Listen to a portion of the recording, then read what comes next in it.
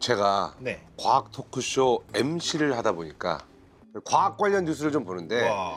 심상치 않게 등장하는 게 양투더자 컴퓨터, 양자 컴퓨터. 그러니까요. 그런 얘기가 좀 많이 네. 관심이 좀 가더라고요. 네. 근데 이제 그 젠슨 형님이죠. 네. 젠슨 형님이 양자 컴퓨터요 아직 멀었습니다. 라고 했지 않습니까? 젠슨 형님이 그 말을 한 게 저는 되게 아이러니했어요. 왜요?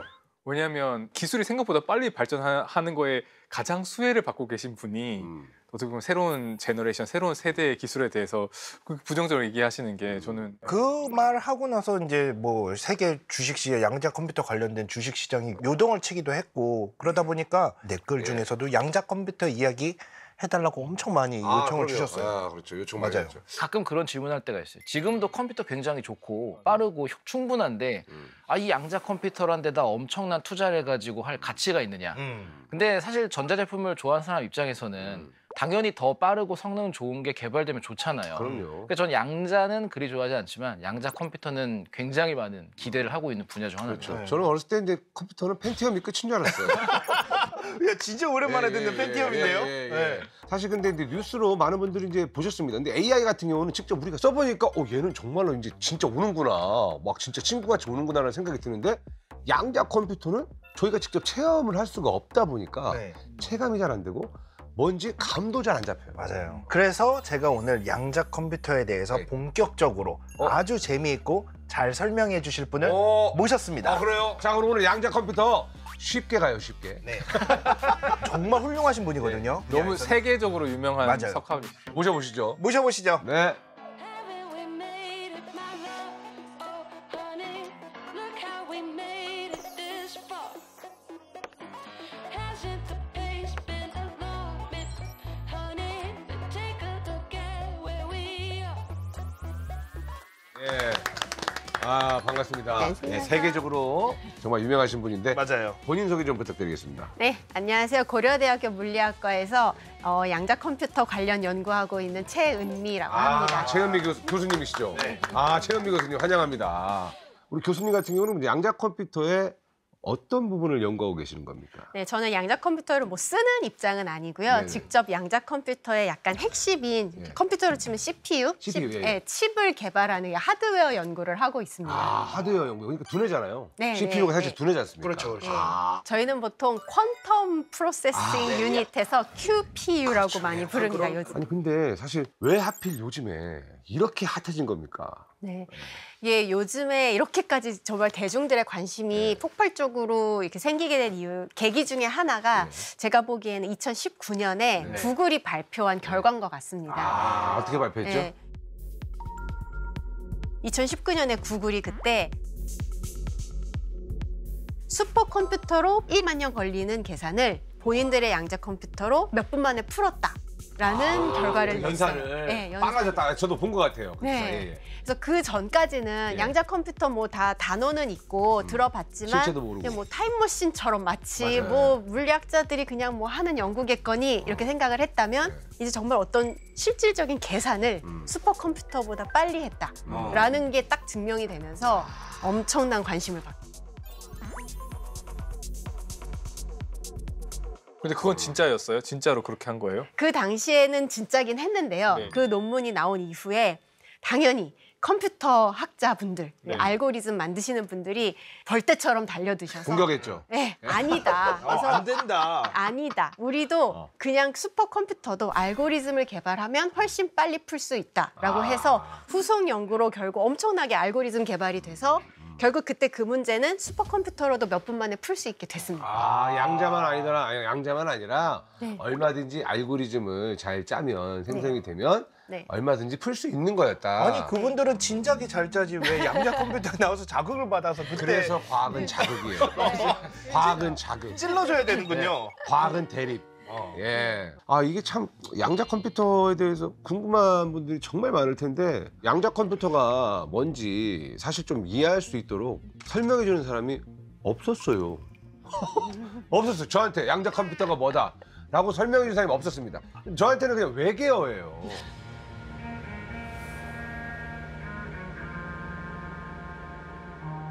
양자 역학도 우리가 좀 공부를 좀 하긴 했었는데 그죠? 기억나세요? 네, 공자왈, 맹자왈, 양자왈. 야 많이 들었어요. 이런 거. 위트가 이제 좀 있으셨네요. 네. 양자역학 공부를 저번에 하셨다고 하니까 예.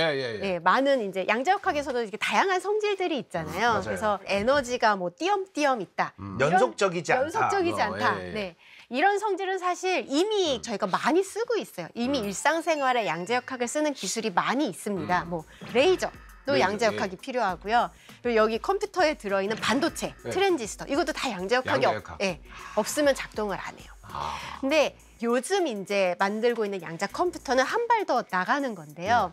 양자역학에서 양자 중첩 그리고 양자 얽힘이라는 거 들어보셨죠? 네? 중첩이요?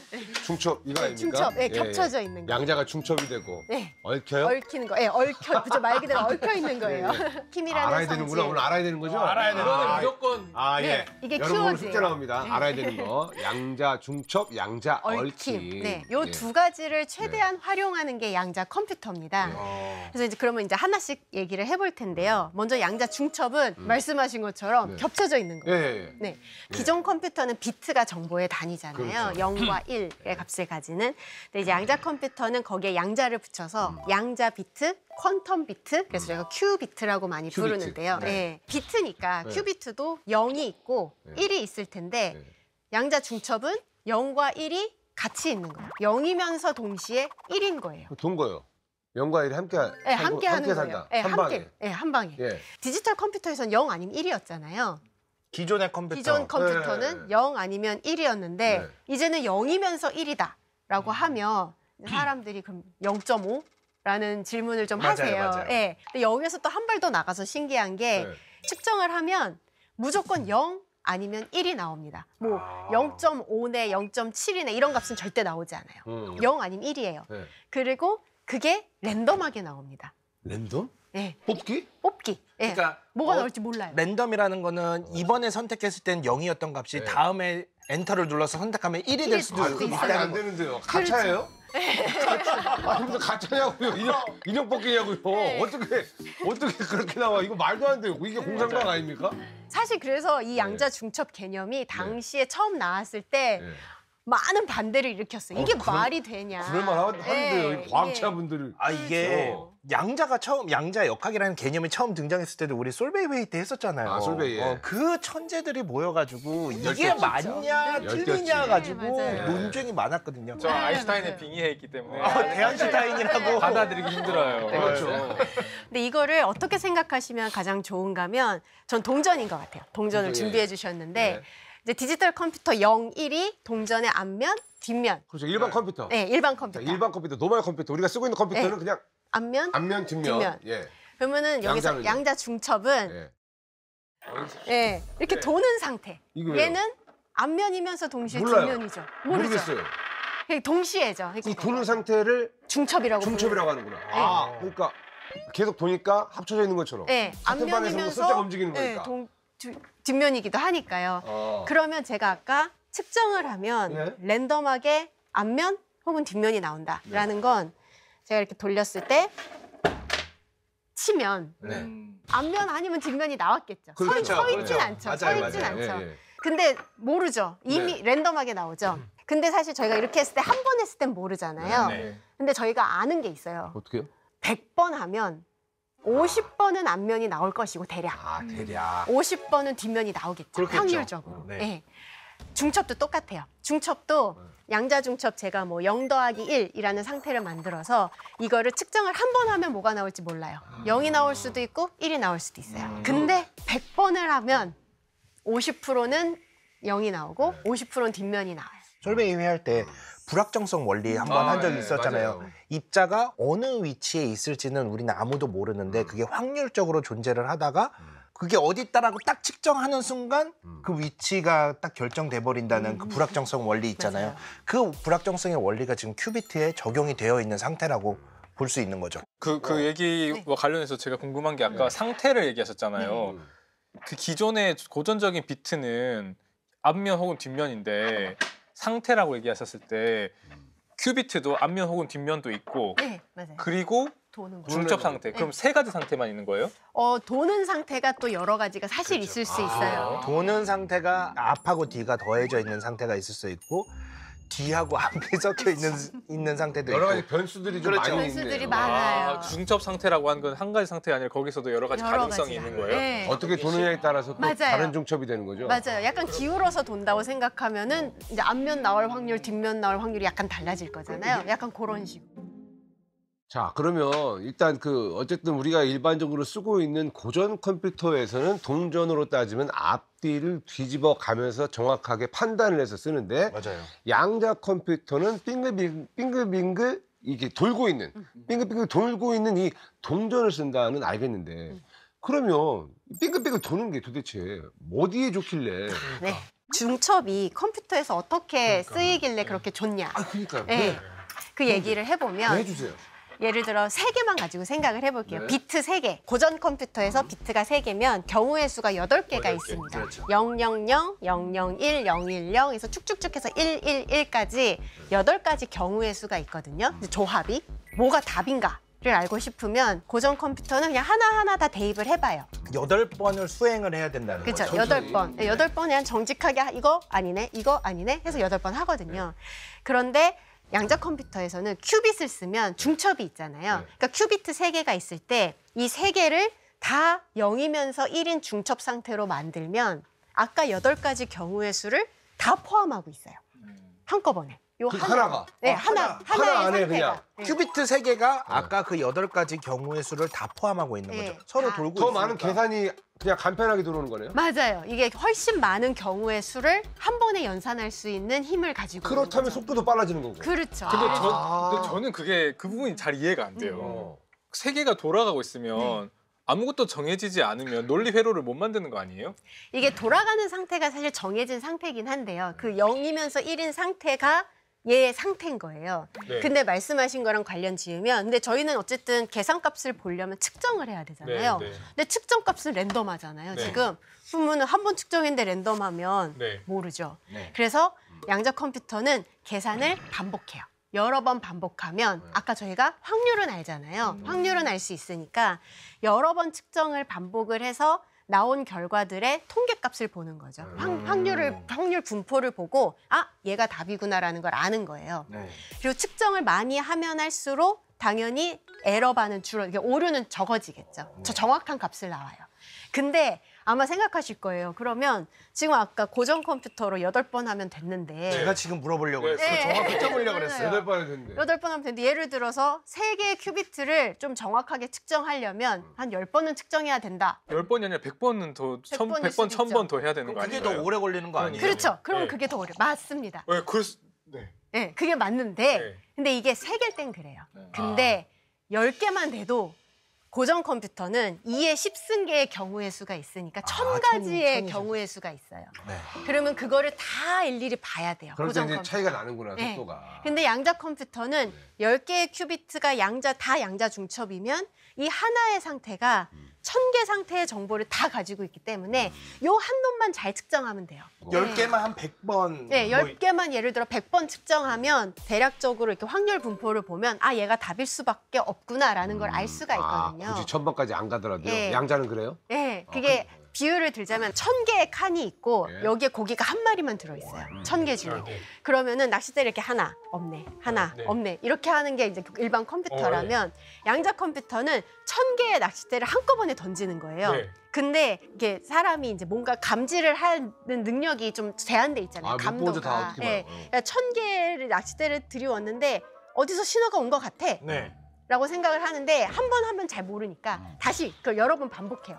1000개의 낚싯대를 한꺼번에 하는 걸 반복을 하면 대략적으로 아까는 입질이 여기였던 것 같은데? 아니면 아까는 여기였던 것 같나? 근데 감을 잡을 수 있다. 예, 그걸 한 100번 정도 반복하면 확실해. 여기가 입질이었어라는 걸 알게 될 것 같지 않으세요? 그러면 양자 컴퓨터는 결국에는 에러라는 게 언제나 있겠네요. 왜냐하면 만약에 우리가 고전적으로 하면 1000개를 시도하더라도 정확한 정답 하나 고를 수가 있잖아요. 네, 네. 근데 양자 컴퓨터는 이쪽의 확률이 높아지는 것뿐이지 이게 틀릴 확률도 여전히 남아요. 에러율도 좀 더 네. 그렇죠. 어떤 하나의 연산의 에러는 확실히 일반 컴퓨터보다 존재할 수 있고요. 그러니까 방금 말씀하신 그 낚시의 비유를 들자면 고전적인 방식에서는 에러가 0일 텐데 그렇죠. 그렇지만 양자 큐비트를 이용하면 그 에러는 발생을 할 수밖에 필연적으로 발생할 수밖에 없지만 훨씬 빠르게 추정할 수 있으니까. 네. 근데 또 사실 시간을 좀 더 들이면 대신 여러 번 측정하면 정말 정확하게 이제 특정할 수도 있겠죠. 여러 번 반복을 하면.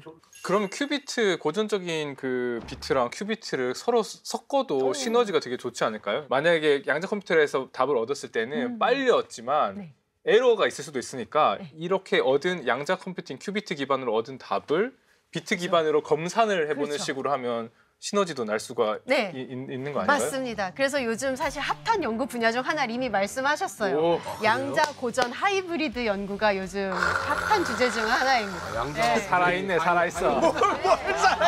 근데 이거는 진짜 순수한 추론으로.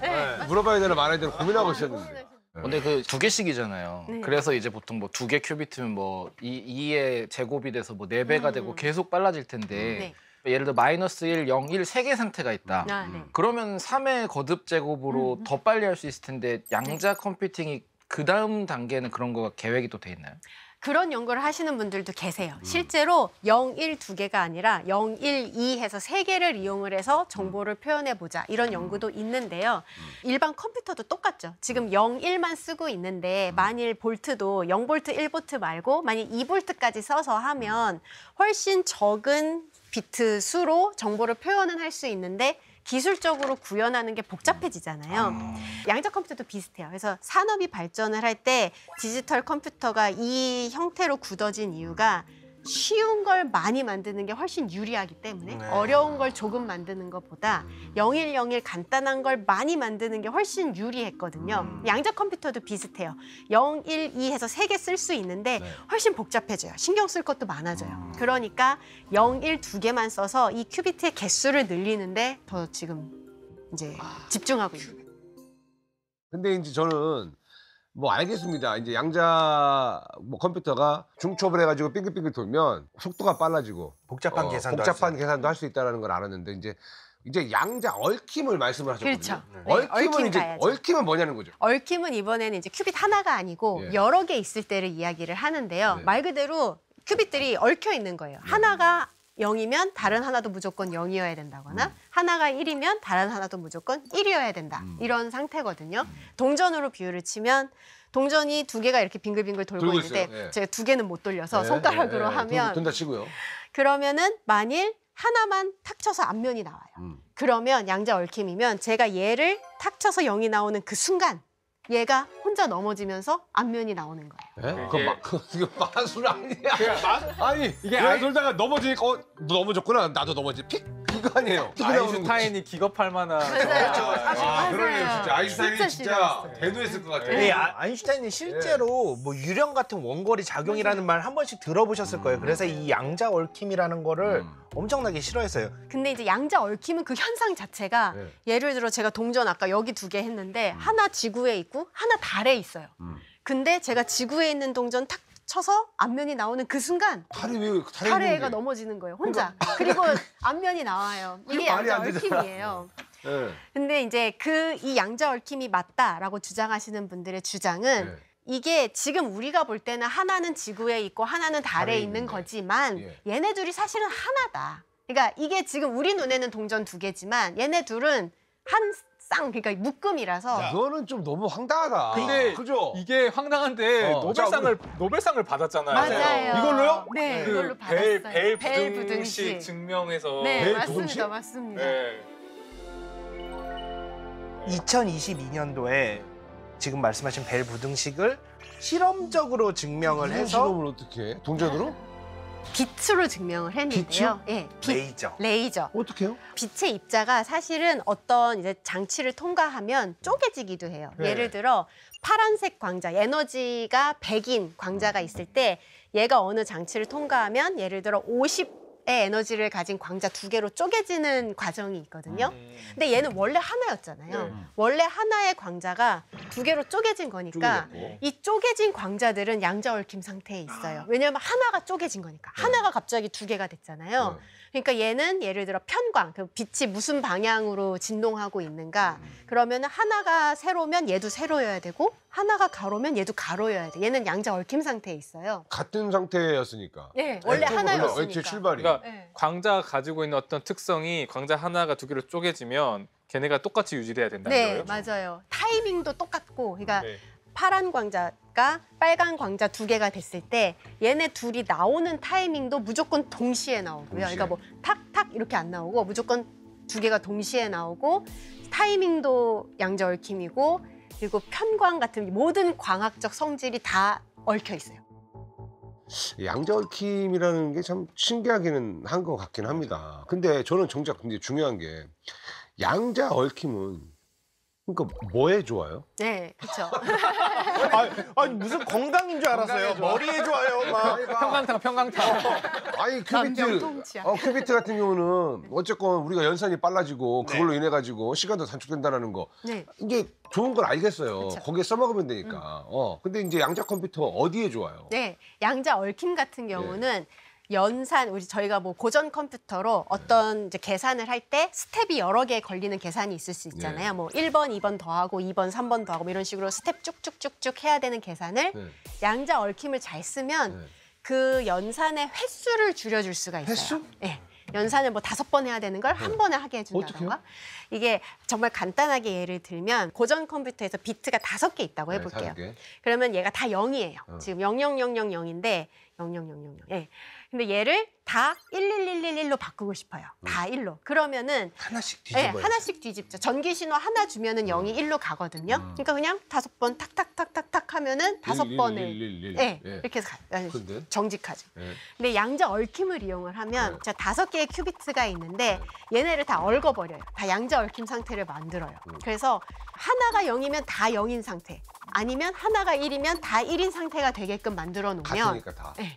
그러면 하나 뒤집으면은 사실 다시 다 같이 뒤집어버리고 내가 직접 손을 댈 필요가 없이 네. 자 이렇게 들어가자 하면은 어차피 다 들어가자 그렇게 되는 거고. 그렇죠. 그것도 순식간에. 순식간에. 얘네 둘이 서로 연결돼 있다 하면은 이게 원래 연결돼 있던 걸 우리가 찾아내야 되는 아니면 인위적으로 두 개를 연결할 수 있는 기술이 있는 거예요? 일단은 원래 연결돼 있는 애도 있고 그리고 저희가 인위적으로 만들어줄 수도 있어요. 어려운 일은 아니에요? 0000 세트를 만드는 게 아, 쉬워요? 아니 어렵죠. 네, 어렵습니다. 아 세트 만드는 게 어렵구나. 만드는 게 할수 있는 저는 거죠. 이제 어떻게 받아들이냐면 쉽게 얘기해서 그 집 나갈 때요. 네. 불을 다 꺼야 되잖아. 사람이 가서 다 맞아요. 다 끄는데 요즘 나오는 아파트들은 나갈 때 현관문에서 탁 하면 그냥 탁 꺼지잖아. 맞아요. 맞아요. 이건 뭘 얘기하냐? 속도, 소율성 뭐 이렇게 받아들이면 될까요? 네, 과학자예요. 맞습니다. 네, 그렇게 맞아요. 왜냐면 이게 쉽게 설명을 해드려야지 시청자분들한테. 맞아요. 좋은 분. 야, 이걸 우리가 해야 되는데. 그러면 일단 이제 그거 어떻게 작동하는지는 우리가 알았잖아요. 그렇죠. 양자 얽힘과 그리고 중첩. 양자 중첩. 중첩에서 돌면서 그 양자 얽힘은 나뉘어서 같이 함께한다라는 건데 그러면은 큐비트는 이제 대체 어떻게 만드는 건지 이게 궁금합니다. 네, 일단 큐비트를 만들려면 이제 큐비트가 만족해야 되는 기본 조건들이 있는데요. 일단 0, 1이 있어야겠죠. 네. 0, 1이 있고 그다음에 양자 중첩을 만들 수 있어야 되는데 이 중첩이 또 오래 살아야 돼요. 왜냐면 중첩이 사실은 좀 연약하거든요. 그래요? 외부에서 자극이 들어오면 바로 죽어요. 이게 측정하고도 관련이 있는데 측정하면은 0 아니면 1로 바뀌어 버리잖아요. 근데 그러면 예를 들면 이렇게 딱 돌고 있는데 무한대로 돌고 있는데 우리가 책상 같은 거 딱 치면 바로 넘어지죠. 동전이 넘어져 버리잖아요. 그러니까 조금 어떤 자극도 있으면 안 그러면 된다는 약간 거죠. 뭐 무진동이라든가 그렇죠, 그렇죠. 뭐 저기 네네네. 약간 좀 약간 프로텍티드. 네, 잘 보호를 보호를 해야겠네요. 네, 맞아요. 큐비트가. 그래서 중첩을 오래 유지할 수 있어야 되고 저희가 잘 측정할 수 있어야 되고 네. 0, 1을 그리고 잘 제어를 해야겠죠. 저희가 원하는 때에 뭐 0에서 1로 바꾸고 중첩 만들고 뭐 얽힘 만들고 그런 시스템인데 대표적으로 뭐 초전도 IBM이나 구글이 만들고 있는 초전도 큐비트가 있는데요. 초전도 큐비트? 네, 얘는 초전도체를 이용을 하는 건가 보요. 이게 재료예요? 맞아요. 네, 재료죠. 초전도는 재료예요. 얘는 저희가 큐비트를 하나하나 칩에다가 그리는 거예요. 컴퓨터 칩처럼 네. 칩 위에다가 회로를 그리는데요. 그 회로를 그려서 여기 큐비트 하나, 큐비트 1번, 2번, 3번 이렇게 쭉 그리는데 네. 그 그림을 초전도 물질로 그려요. 회로를. 그 알루미늄이나 나이움 쓰는 게 네, 그 종류인 맞아요. 거예요? 네, 맞습니다. 그래서 초전도 큐비트라고 부르는데 칩은 사실 하나 그릴 줄 알면 조금만 이제 노력하면은 뭐 100개, 10,000개 찍어내기가 용이해요. 그래서 칩으로 만드는 게 대량 큰, 생산이 되는구나. 네, 큰 장점인데 근데 또 단점도 있어요. 이 칩이 그냥 이렇게 저희 지금 이 온도 한 20도 될 것 같은데 20도에서는 동작하지 않아요. 초전도니까. 초전도니까. 약간 더 추워야겠네요. 아, 한 네. 270도 정도는 내려가야 되나? 사실 마이너스 270도도 안 돼요. 마이너스 273도. 절대 온도 0도잖아요. 절대 0도에서 절대 영도는 0.15도가 더 낮아요. 절대 0도보다 한 0.005도 정도 높은, 그러니까 5밀리켈빈이라고 부르는데, 근데 이게 냉각하는 이유가 두 가지가 있을 수 있는데, 초전도 물질을 쓰니까 이게 저항을 없애려고 그런 거거든요. 그럼 초전도 물질이 일단 저항이 없어져야 되니까 냉각시켜야 되는 건 맞아요. 근데 그러면 이제 제가 또 많이 들은 질문이 상온 초전도체가 개발되면 냉각기 필요 없냐? 아니에요. 그래도 필요하구나. 상온인데? 왜냐하면 이 제가 아까 양자 중첩 이런 애들이 되게 연약하다 그랬잖아요. 열 때문에도 얘가 깨져요. 그래서 요 0과 1 사이의 에너지 갭이라고 부르는 에너지가 한 20도밖에 안 돼요. 그러다 보니까 요 차이가 20도니까 그거보다 훨씬 낮은 온도를 유지를 해야 돼요. 그래서 절대 0도까지 냉각이 필요해서. 근데 그 온도를 아까 만족시켰다고 했을 때 그렇게 회로를 그린다고 하셨잖아요. 그런 뭐 초전도체를 이용해서 어떻게 양자 중첩이랑 양자 얽힘 상태를 만드는 거예요? 네. 이게 큐비트를 제어하는 방법이 초전도 큐비트 같은 경우는 마이크로파, 결국 전기 신호로 제어를 해요. 네. 큐비트 하나에 전선 하나 연결을 해놓고 네. 전기 신호를 딱 일정 시간만큼 딱 짜주면 0에서 1이 되거나 1에서 0이 되거나 진짜 섬세하게 컨트롤해야겠네. 아니면 중첩이 되거나 전기 그렇게 신호로. 저희가 제어를 해줄 수 있어요. 그러면 0에서 1이 되거나 1에서 0이 되는 거는 옛날 네. 그 고전 반도체랑 똑같은 건데 중첩 상태는 언제 되는 거예요? 아, 네. 이게 저희가 이렇게 5GHz의 전기 신호를 계속 준다고 하면 네. 얘가 이렇게 시간에 따라서 원래 0이었던 애가 시간에 따라서 이렇게 1로 이렇게 가는데 네. 그게 사인 곡선처럼 네. 가요. 사인 곡선처럼 0이었다가 이렇게 가서 여기서 1로 가서 여기서 신호를 끊으면 1에 머무는 거예요. 네, 네. 근데 이게 가는데 중간까지 왔는데 신호를 끊어버려요. 네. 그러면 중첩이 되는 거예요. 아. 그러면 0이면서 동시에 1인 상태가 돼요. 아, 그래 0을 떠났는데 1까지 도착 안 한 그 상태를 다 중첩이라고 그래요? 네, 그 상태를 다 중첩이라고 부르고 이게 꼭 가운데에 필요한 가운데의 건 필요도 없어요. 사실은 없어요. 여기서 원하는 떠났고요. 1까지는 안 왔고요. 중간에 끊었고요. 어딘가 그럼 있을 거기가 겁니다. 그냥 중첩. 네. 근데 이제 언제 끊느냐에 따라서 0일 확률과 1일 확률을 저희가 정해줄 수 있죠. 그러면 아까 그런 전선들을 이용해서 큐비트의 상태를 조절해 준다고 하셨잖아요. 0, 1 혹은 중첩 상태로 만들어 줄 수 있다고 하셨는데 얽힘은 어떻게 만들어요? 얽힘은 이번에는 2개의 큐비트에 들어가는 신호를 이렇게 잘 제어를 하면은, 그러니까 얘가 0이면은 여기에 전류가 흐르게끔 약간 회로를 만들 수 있거든요. 그 예를 들어 A 큐비트에 전류가 흘러서 얘가 0이 되면은 B 큐비트에도 전류가 흐르게끔 회로를 만들 수가 있거든요. 근데 그러면 그거는 양자적 본성으로서의 양자 얽힘을 쓰는 건 아니고 회로를 그냥 회로로 예, 양자 얽힘을 모사하는 거 아니에요?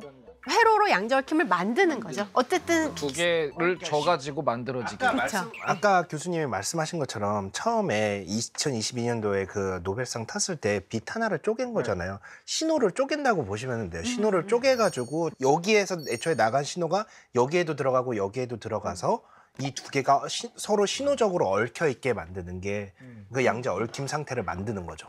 근데 지금 아까 전에 냉각을 굉장히 많이 하신다 했는데 아마도 그 0.000 몇 켈빈까지 가려면 레이저 같은 걸로 냉각을 따로 해야 될 거고 그 직전까지 갈 수 있는 게 액체 헬륨. 우리가 액체 상태로 만든 헬륨을 많이 사용을 해요. 근데 저는 이걸 얘기를 하다 보니까 그 액체 헬륨을 아마 무조건 쓸 건데 양자 컴퓨터의 미래가 좀 불확실해진 게 헬륨은 고갈 우려 원소의 최상위에 있거든요. 아, 그러면 그게 뭐 한정이 있네요. 지금 그 화학적 추세로는 15에서 20년 내에 헬륨은 고갈이 돼요. 지구에. 그 정도예요? 네. 그럼 이제 헬륨 값을 이거 못 하겠네 이제. 그거 전 놀이공산 봐서 보면은 저 아까운 걸 저 저러고 아까운 있다. 얘네를 들고 있어 맨날 바람 빠지고 날아가고 하니까. 그러네. 여러분들이 이제 이거 많이 안 하셔야 될 것 같아요. 근데 헬륨 고갈되면 사실 양자 컴퓨터 못 만들 수도 있는데 그래서 궁금한 게 꼭 초전도 물질로만 양자 컴퓨터를 만들 수 있는지 아니면 다른 대안이 있는지 궁금합니다. 아예 다른 시스템도 존재합니다. 초전도 큐비트 말고도 사실 양자 컴퓨터 다양한 형태가 있는데요. 네. 예를 들어 원자를 큐비트로 쓰는 시스템도 있어요. 원자 하나가 큐비트예요. 오. 그러면 원자 컴퓨터예요, 그럼 그건요? 그것도 그냥 양자 컴퓨터로 불러요. 양자로 저희가 하는데. 뭐 원자 이온 컴퓨터도 있고 네. 원자 중성 원자 양자 컴퓨터도 있는데 얘네 둘은 둘 다 이제 원자 하나가 큐비트라고 보고 원자에는 다양한 에너지 상태가 있잖아요. 네. 그 중에 두 개 딱 골라서 얘는 0, 얘는 1이라고 저희가 정해놓고 쓰는 거예요. 얘네들도 많이 냉각을 시켜야 돼요. 얘네도 결국 차가워야지 양자 상태를 잘 유지하거든요. 근데 초전도랑 다르게 원자는 냉각기가 필요 없어요. 상온이에요? 실험 장치는 상온이에요. 근데 원자는 마이너스 273도예요. 어떻게 어떻게 그렇게 만들어요? 이게 원자는 레이저를 이용해서 저희가 냉각을 시켜줄 수가 저 있거든요. 아까 그 얘기하셨는데 레이저를 네. 어떻게 레이저 어떻게 냉각? 데울 수는 있을 것 같은데 아니 레이저가 뜨겁거든요. 지지지 어떻게 차갑게 지지죠. 만들어요? 맞아요. 이게 레이저를 그냥 생각하면 뜨거워지는 게 맞는데 네. 어떻게 생각하시는 게 더 좋냐면 계란으로 바위치기 제가 좋아하거든요. 계란으로 바위치기를 상상하시면 계란이 돼요. 깨지죠. 깨지는데 그러니까 계란이 여기선 광자, 빛이고 바위가 원자예요. 원자 크니까. 그 원자가 그러면 예를 들어 이쪽으로 막 큰 원자가 바위가 다가오고 있을 때 반대 방향으로 열심히 계란을 때려요. 네. 그러면 당연히 한두 번 때리면 그냥 계란만 깨지고 끝날 텐데 100만 번 때린다. 그러면 언젠가는 저 바위가 멈출 거 아니에요. 운동량이 계속 들어가니까. 왜냐면 물 같은 것도 낙수 계속 하면은 그렇죠. 땅 뚫리는 파이듯이. 것처럼. 예. 그래서 그거랑 똑같이 레이저를 광자라고 생각하시고 반대 방향으로 오는 저 무식한 원자한테 원자를 계속 때리는 거예요. 계속 때려요. 진짜 한 10만 번에서 100만 번 때려요. 그러면 원자가 멈춰요. 그러니까 결국은 온도라고 하는 거는 입자들의 움직임이니까 움직임이니까. 얘를 막 온 데서 다 맞아요. 레이저를 네, 쏴서 6방향으로 못 레이저를 움직이게 쏴요. 그냥 트랩을 맞아요. 그래서 이온 트랩이라고 해요? 이온 트랩은 내가? 그렇게 아니 트랩을 맞아요. 네. 이온 트랩은 그렇게 냉각을 시킨 다음에 전기장에 담는 거고 중성 원자 같은 경우는 그렇게 냉각을 시킨 다음에 광집계 그러니까 레이저에다가 다시 또 포획을 하거든요.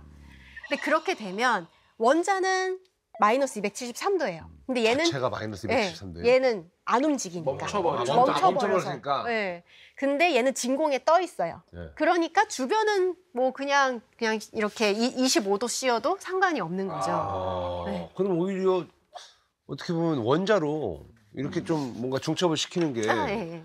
앞으로 좀 더 기술이 발전하면 더 효율적이겠네요. 근데 레이저 값이 진짜. 엄청 많이 들 것 같아요. 레이저 값이? 레이저가 비싸긴 하죠. 근데 그러면은 그래요? 이게 막 우리가 요 녀석한테 막 여기저기 레이저 쏘고 온갖 일을 해서 멈춰 놓잖아요. 네. 근데 큐비트가 1000개면 이거를 1000개의 다른 거한테 하려면 레이저도 1000세트가 있어야 되는 거 아니에요? 아니요. 그건 아니에요. 왜냐하면 저희가 원자를 냉각시킬 때 원자 하나를 냉각시키는 게 아니고 네. 아예 막 몇만 개, 몇십만 개를 한꺼번에 냉각을 시키거든요. 통에다가 담아가지고 그냥. 예, 그냥 양이죠. 이렇게 진공 챔버 안에서 네. 원자를 막 수백만 개를 만든 다음에 걔네를 한꺼번에 냉각을 시켜요. 그래서 사실 원자 같은 경우는 저희가 큐비트 늘리기가 조금 용이한 게 이미 수백만 개가 냉각이 되어 있고 그러니까 얘네를 잘 잡으면 돼요. 잘 어떻게 제어만 잘하면 돼요. 그러니까 지금 뭐 실제로 이걸 어떻게 구현하느냐라고 하는 거는 한 가지 방법이 아니라 네.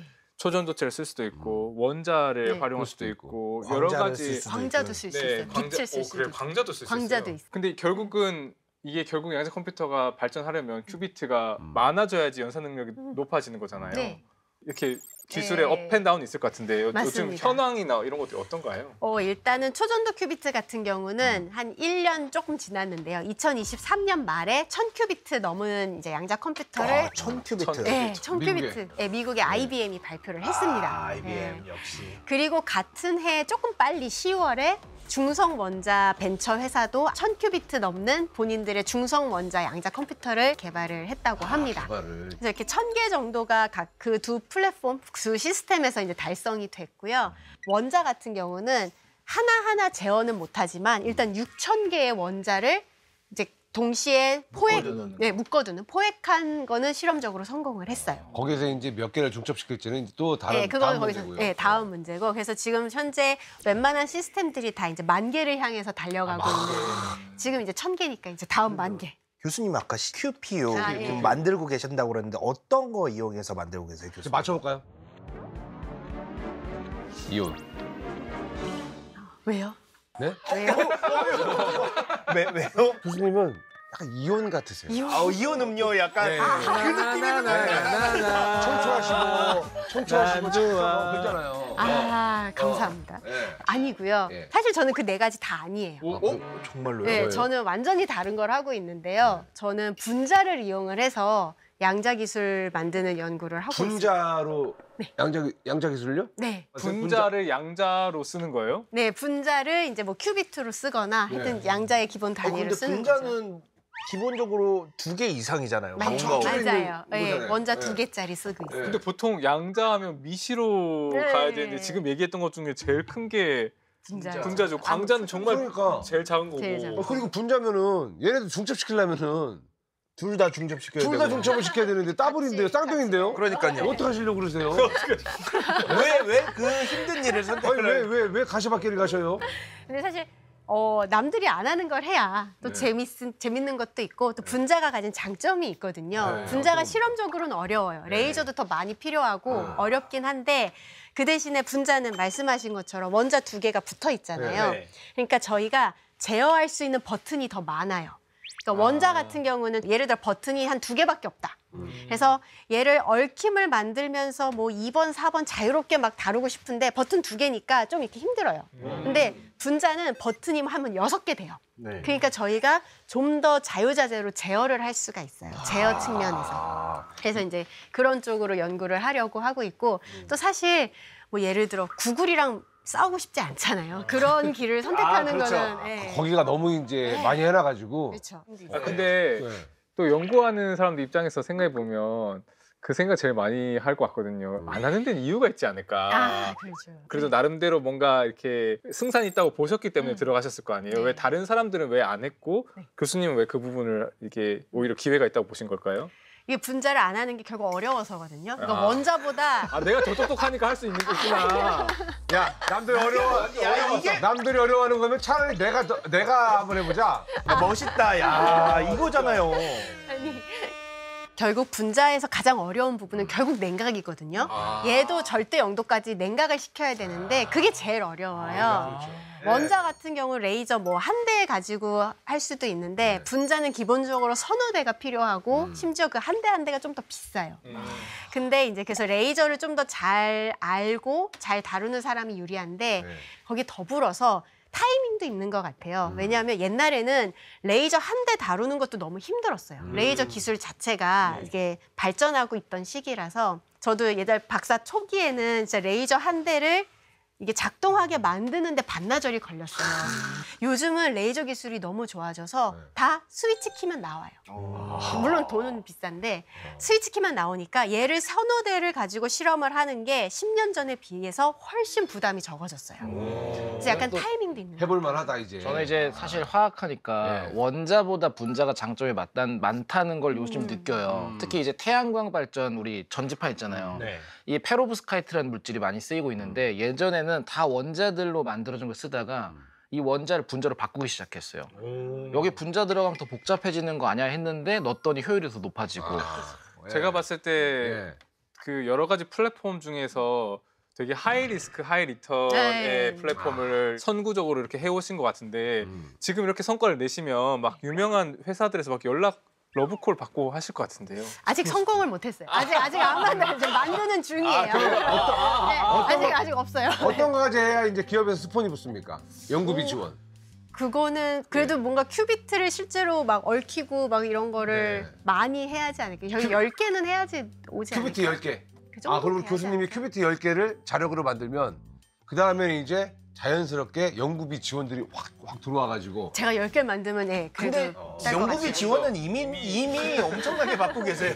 대한민국의 미래가 지금 그러니까 대한민국의 여러분들 미래를 맡고 계시다. 야, 그래서 그렇게 물방울 다이아를. 이게 지원이 빵빵하니까. 큐비트. 아, 큐비트예요, 이거? 아니에요. 남편분이 지원해 준 겁니까? 남편 지원입니다. 남편하고 둘이 얽힌 상태입니까? 얽힌 상태. 이걸 빼면은 남편도 알아요. 알아요? 알까요? 무서운데 갑자기. 누구든 둘 중에 한 명이 빼면 알아요. 누구든 둘 중에 한 명이 반지를 빼면 상대방이 그냥 알 수 있는. 그 형님 이제 양자 개그까지. 제가 양자 개그에 또 한 회를 겠습니다. 기가 막히네요. 예. 정말.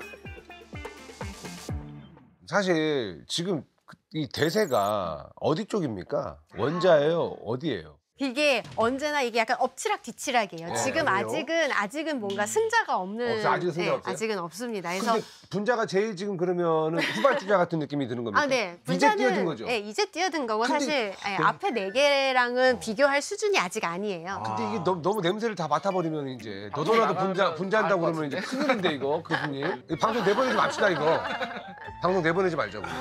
아직은 진입점력이 높은 편이에요. 내가 봤을 때 냉정하게 내가 지금 분자 뛰어든 게 다른 사람들보다 확실히 많이 앞서 있다라는 어떤 그런 그 위치에 지금 오신 것 같으세요?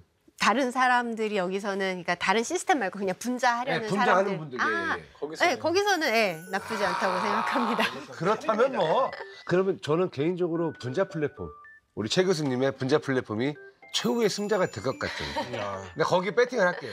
그랬으면 좋겠네요. 감사합니다. 진짜로. 방금 최종 승자라고 그랬는데 그 양자 컴퓨터에서 최종 승자는 그러면 어떤 의미가 될까요? 그것도 어려운 질문인 것 같아요. 지금 이제 개발 이제 진행되는 과정을 보면 뭐 한쪽에서 갑자기 에러를 줄인 연구 결과가 나오고 다른 쪽에서 뭐 큐비트 늘린 결과 나오고 그리고 각각의 시스템마다 좀 더 잘하는 계산이 있거든요. 그래서 원자는 요 계산은 진짜 잘하고 초전자는 저 계산에 좀 더 유리하고 그래서 어쩌면은 한동안은 계산에 따라서 이거는 원자식 요거는 초전도식, 얘는 광자식 이런 식으로 발전을 할 수도 있어요.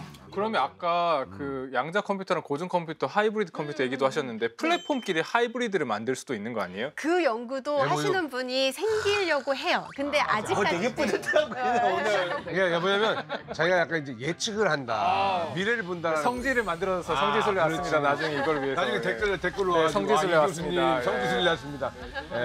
아 이런 게 얼마나 순수하고 해맑아요. 좋아요 나는요. 예. 그러면 이제 컴퓨터도 사실 CPU가 있으면 다른 부품도 많잖아요. 네, 그래픽 카드도 있어요. 그것도 다 양자화돼서 연구를 다들 각자 하고 있나요? 모든 부품을? 사실 맞습니다. 그 여러 분야, 그러니까 컴퓨터 하나를 뜯었을 때 CPU도 있고 메모리도 있고 그리고 사실 좀 가면 기계 언어 있고 뭐 C++ 같은 언어 있고 오퍼레이팅 시스템, 소프트웨어 갑자기 많은데요. 학점 얘기하는 줄 알고 지금 마음이 철컹했는데.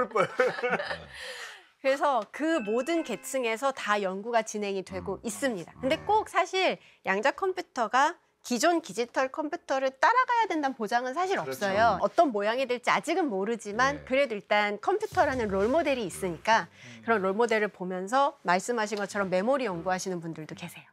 그러면 이게 지금보다 더 좋은 양자 컴퓨터가 등장을 또 하게 되고 개발이 되면 또 어느 부분에 좀 더 많이 쓰이게 될까요? 양자 컴퓨터도 이제 나오면 어떻게 하면 이 양자 컴퓨터를 가장 잘 써먹을까? 그래서 양자 컴퓨팅 알고리즘에 대해서도 이제 연구가 많이 되고 있는데요. 그 중에 가장 유명한 게 쇼어 알고리즘이라고 해서 쇼어 알고리즘. 쇼어가 만든 알고리즘에서 쇼어 알고리즘인데요. 결국 암호를 깨는 알고리즘입니다.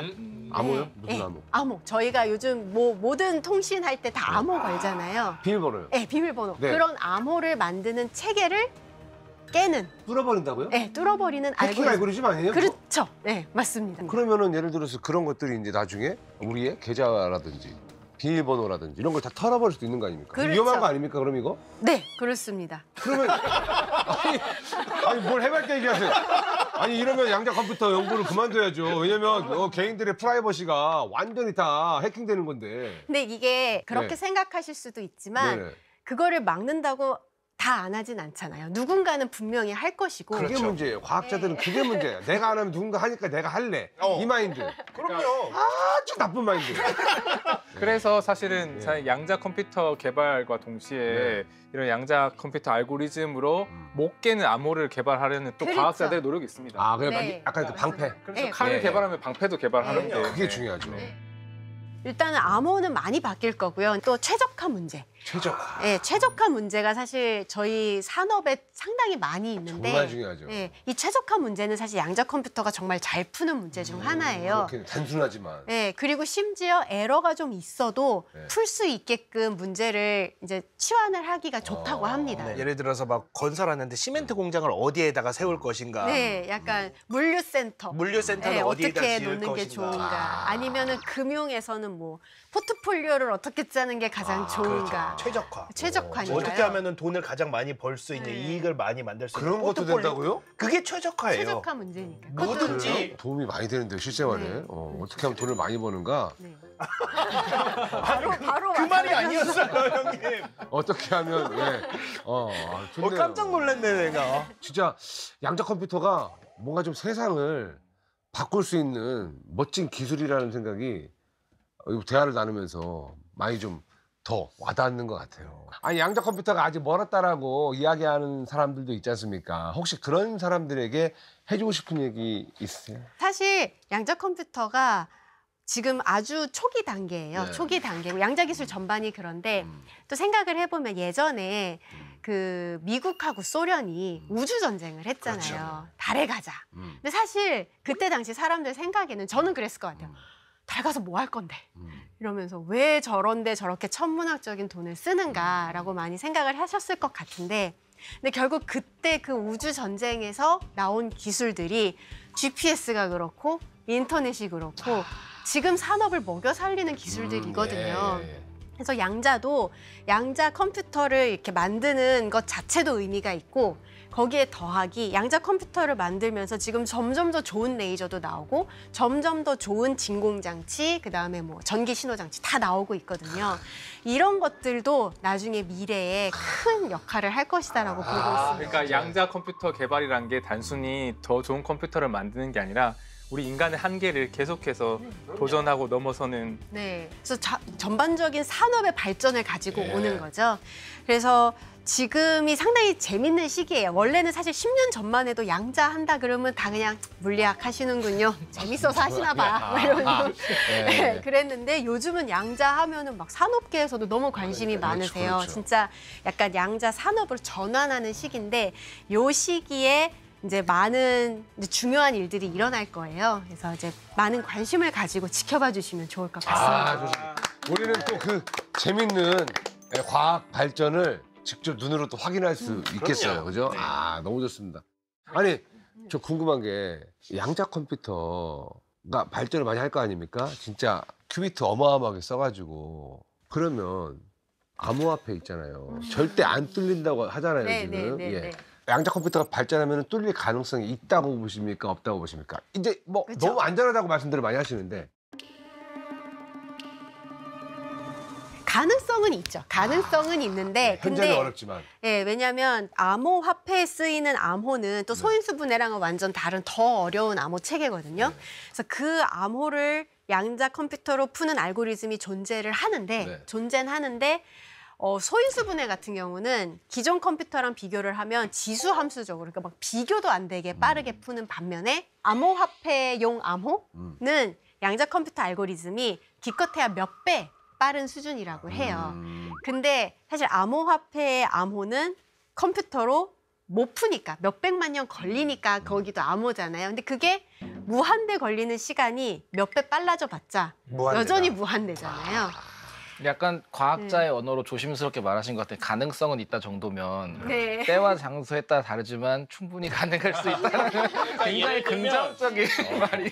어떤 이상한 사람이 한 명 천재 같은 기기 나오면은 싹 쑥대밭이 될 수도 그렇죠. 있다는 거죠. 거기 최적화된 모든 걸 해내버리면 충분히 가능성이. 그러니까. 그렇죠. 지금 알고리즘으로는 조금 어렵지만 알고리즘은 계속 개발이 또 되고 그렇죠. 있으니까요. 그러면은 또 모르죠.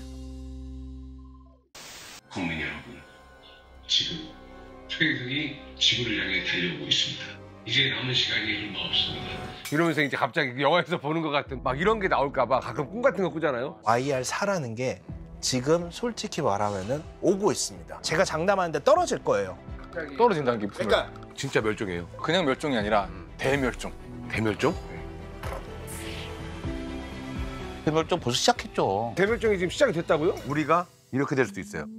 로켓 타고 올라가요. 올라가가지고 그 쉴드를 야 지구 쉴드 이런 거를 이제 기술로 그냥 갑자기 추워졌다. 그럼 온도 조절까지도 이제 막 기술로 막 해버릴 수 있는 로봇, 나노 막 그런 기술 막 AI 짬뽕 해가지고 막 속도를 좀 늦추지 않을까. 저도 그렇게 나는 생각합니다. 그런 생각합니다. 반장님. 근데 그 필요 없는 얘기예요. 왜?